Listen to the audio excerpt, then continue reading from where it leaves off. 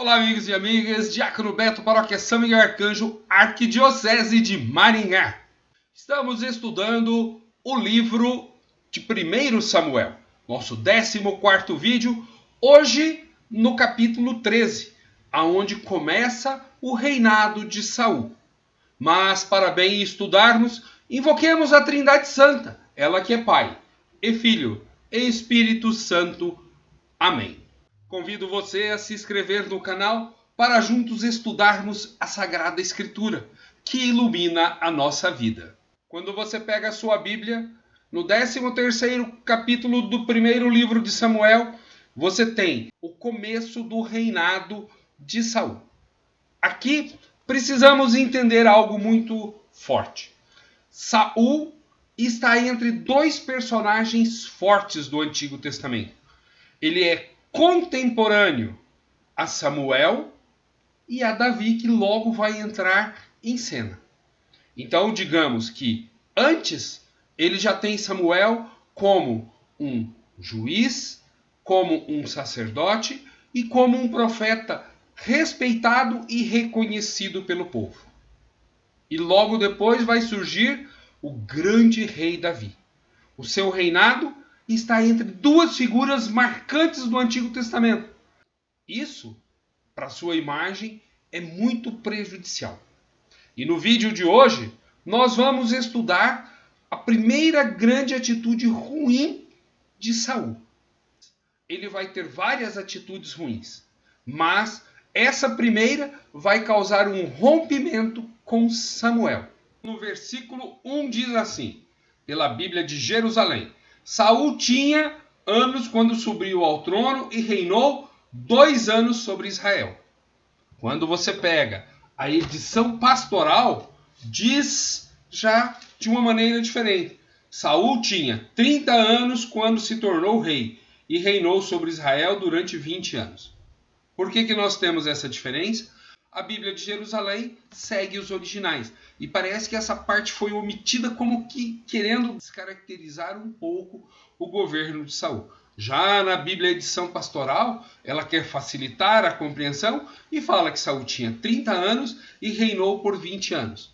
Alguns autores colocam que ele reinou de 1040 a 1010 a.C., outros de 1030 a 1010 a.C. O início existem dúvidas. Ao final do seu governo, não, já que aí entra em cena o rei Davi. No versículo 2 continua: Saul escolheu para si 3.000 homens de Israel. 2.000 estavam com Saul em Macmas e na montanha de Betel, e 1.000 com Jonatas em Gabaá, de Benjamim, e Saul despediu o resto do povo, cada um para a sua tenda. Nós temos que lembrar que no capítulo 11, Saul, junto com o profeta Samuel, teve uma vitória contra os amonitas. Agora, nós vamos ter no capítulo 13 uma guerra contra os filisteus, que é uma pedra no sapato. Jonatas, filho de Saul, vai matar o prefeito, ou seja, o líder da cidade. Já no versículo 7 para 8, nós temos: Saul estava ainda em Quilgal e o povo veio à sua procura tremendo. 7 dias ele esperou o encontro fixado por Samuel, e Samuel não veio a Quilgal. E o povo, abandonando Saul, debandou. Então Saul disse: Trazei-me o holocausto e os sacrifícios de comunhão, e ofereceu o holocausto. Aqui vamos parar e vamos entender. Uma coisa é a função de rei: governar, proteger as fronteiras, lutar contra os inimigos, cobrar impostos. Outra coisa é a função de sacerdote. Tá certo que Samuel pediu 7 dias e não chegou, atrasou-se. E o povo começou a abandonar Saul. E ele, entrando em desespero, se projetou numa nova função, avançando a um campo que não era seu, o de profeta. Ele fez o quê? Conforme o texto, versículo 9: Trazei-me o holocausto e os sacrifícios de comunhão, e ofereceu-os o holocausto. Ele fez algo que estava fora da sua alçada. E um dos perigos da monarquia é o rei querer ultrapassar os limites do seu poder. Na monarquia de Israel, o sacerdócio vai ser muito complicado. Aqui nós já temos Saul projetando a monarquia para cima do sacerdócio. Depois nós vamos ter Davi levando a arca para Jerusalém. Depois nós vamos ter Salomão construindo o templo e os sacerdotes sendo apenas funcionários do templo. No tempo de Jesus, os levitas, que eram os sacerdotes originários, serão apenas guarda do templo, completamente descaracterizado. Então, Saul, ele comete um ato muito ruim e o texto continua. Ele acabava de oferecer o holocausto quando Saul chegou e Saul saiu ao seu encontro para saudá-lo. Samuel disse: "Que fizeste?" E Saul respondeu: "Eu vi que o povo me abandonava e debandava, e doutra parte tu não chegavas para o encontro fixado, e os filisteus estavam concentrados em máquinas. E refleti: agora os filisteus vão cair sobre mim em Gilgal, e eu ainda não terei aplacado a face de Yahvé. Assim, forçado, ofereci o holocausto." Samuel disse a Saul: "Agiste como insensato. Tu não guardastes o mandamento que Yahvé teu Deus te prescrevera. Se lhe tivesses obedecido, Yahvé teria firmado o teu reino para sempre sobre Israel.